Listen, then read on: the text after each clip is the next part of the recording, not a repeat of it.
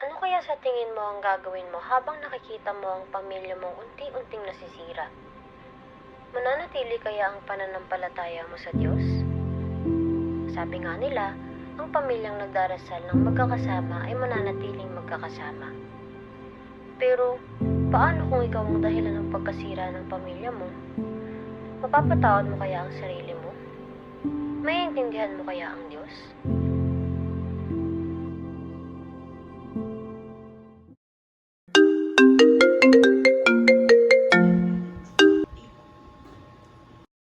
Pre, ilang beses ka na natatalo sa sagal ah. Anong balak mo? Pasensya na pre, wala talaga ako ngayon. Ganito na lang, isanla mo sa akin lahat ng yaman na meron ka. Sige pre, isasanla ko ang bahay at kotse ko. Pasensya na pre, wala talaga ako ngayon.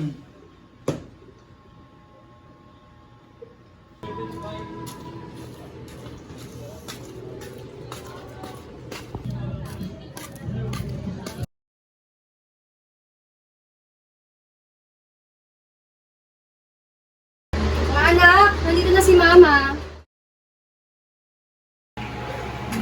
Bibigyan mo ko sa dilata. Hingin ko sa amo ko. O nga pala, wala pa rin ba ang tatay ninyo? Asa na naman kaya yun? Anong nasaan? E di nasa inuman, kasama yung mga kaibigan niya. Nakita ko kanina sa kanto, naglalasing na naman.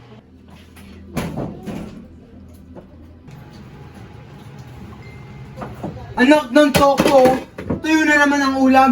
Lintik na pamilya to. Pasensya na tayo, sige bukas sa bukas din. Hingi ako ng pera kay Manang Aida para makain tayo ng masasarap na pagkain ng mga anak mo. Nay, Tay, nasa harapan po tayo ng pagkain.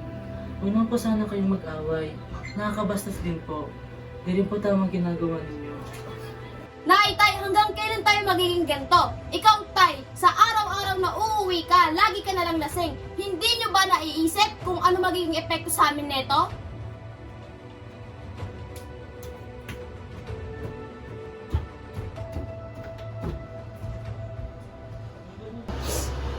Ay naku anak, bakit ba laging ganito ang sitwasyon natin? Kaya mo na, Nay. Malalampasan na ito lahat. Huwag yung alala kayo sa itaas. Huwag kang makailam, Ronald! At huwag mong binabanggit ng nasa itaas! Walang Diyos, Ronald! Wala! Ano ba, Tyrese? Bakit mo ginawan? Ikaw, Ronald, huwag kang nakikialam nang hindi ka nasasaktan. Walang Diyos, Ronald. Natutulog ang Diyos. Wala akong pakialam sa mga sinasabi nyo. Lalo na sa'yo, Ronald! Magkanya-kanya na lang tayo ng galit. Lintik na pamilya to! Lintik na buhay to!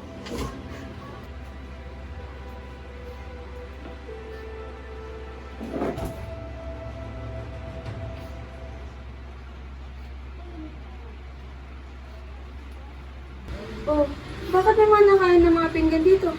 Paano eh? Sila mga papa, nag-aaway na naman. Masamang pinag-iintay ang biyahe sa lamesa. Masama rin nag-aabay. Sarap pa talaga ng pagkain. Makapag-isa naman ba kayo bago kayo mag-away-away? Eh, ikaw, kamusta ka naman? Huwag mo pang kain naman ni Papa sa galit niya. Alam mo, magdasal na lang tayo.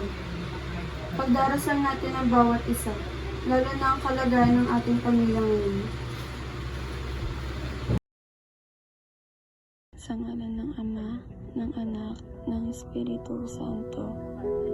Panginoong Diyos, sana mabago po ang takbo ng aming buhay at matigil na ang kaguluhan nangyayari sa bahay ng pamilya namin.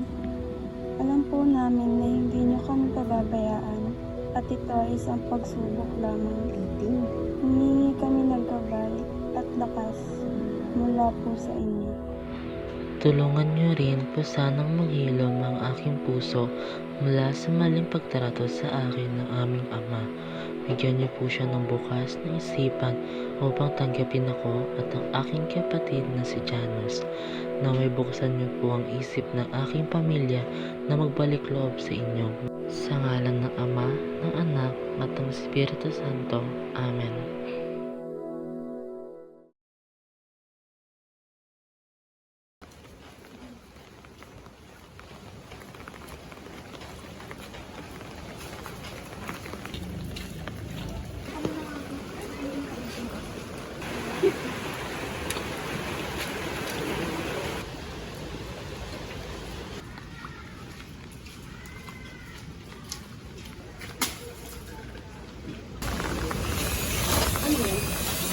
sigarilyo?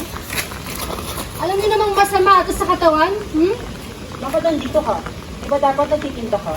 Kayo ang tinatanong ko. Bakit kayo nagbibisyo? O bakit? Di mo sama ba? Kaya naman sa'yo ngayon kung naninigarilyo kami. Ito yung gusto namin eh. Bakit ba? Ayos kayo ah. Sa tingin niyo maganda yung pagbibisyo ng dalawa? Ha? Kailan niyo ginagawa yung dalawa ha? Sumagot! Nay, pwede ba? Tumigil ka na. Huwag ka makialam. Oo nga, huwag mo na lang kami pakialam sa gusto namin. Nililiban lang naman namin yung sarili namin kaya huwag mo kami sinasawag. Tsaka pwede ba? Wala naman kami kinikilalang nanay. Kapabastos ka!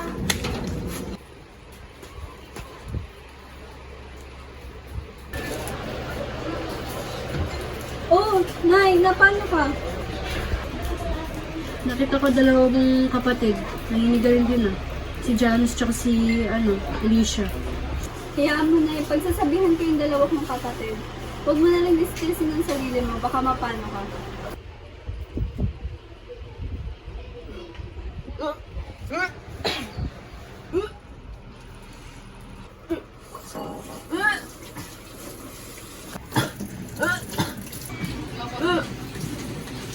Oh, Alicia, ano nangyari sa'yo? At ang init mo, ayos ka lang ba?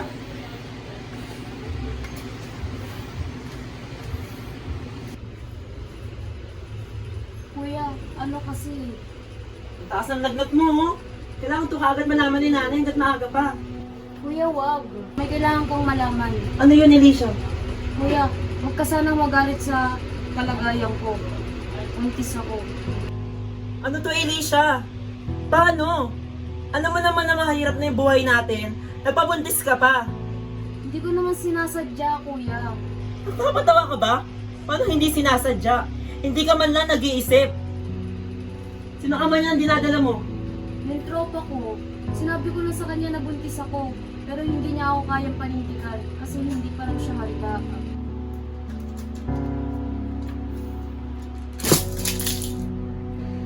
Ano, Alicia? Buntis ka? Hindi ka ba nag-iisip, ha? Sinisira mo ang kinabukasan mo.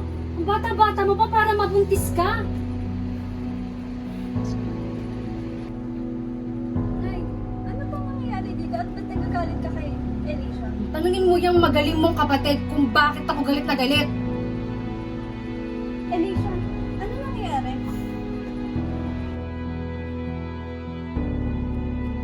Yung magaling mong kapatid, nagpabuntis!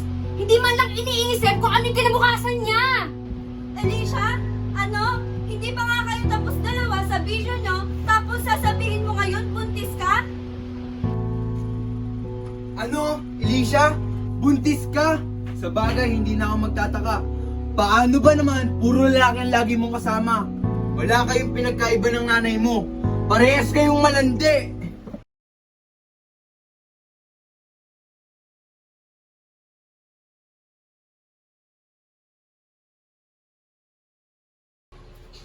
Oh, Nay, alis na po ba kayo? Nagalitaan ko kayo tungkol kay Alicia at Janus. Kasi na po ba mag-usap-usap ako? Huwag ko pa kayang harapin ng kapatid mo. Sobrang sama pa rin ang loob ko sa kanya. Nay, para po ito sa kakabuti natin. At para magkaintindihan na po tayong lahat. Sige, anak.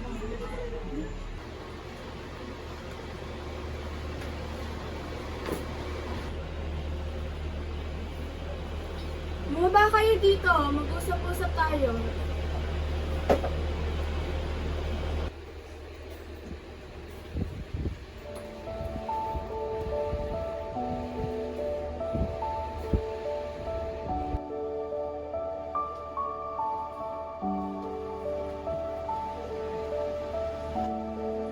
O ikaw, Alicia, anong balak mo sa pagbubuntis mo at sa pagbibisyo ng dalawa ni Jax? Kaya mabombahan ng bata o ipapalaglag mo? Huwag po na. Makasalanan po sa Diyos ang magpapalawag ng bata. Wala na rin po tayong magagawa. Andiyan na yun. Hindi ko po kaya. Nay, naningin po ako ng tawad. Sana po mapatawad niyo po kami. Pasensya na rin dahil hindi ako naging mabuting ama sa inyong lahat. At dahil nalulung ako sa sugal. Inaamin ko rin hindi ako naging mabuting ama at asawa sa iyo. Bumalik na tayo sa dati. Yung masaya, lagi nagsisimba, hindi nag-aaway-away, at higit sa lahat, namambalik sa Diyos.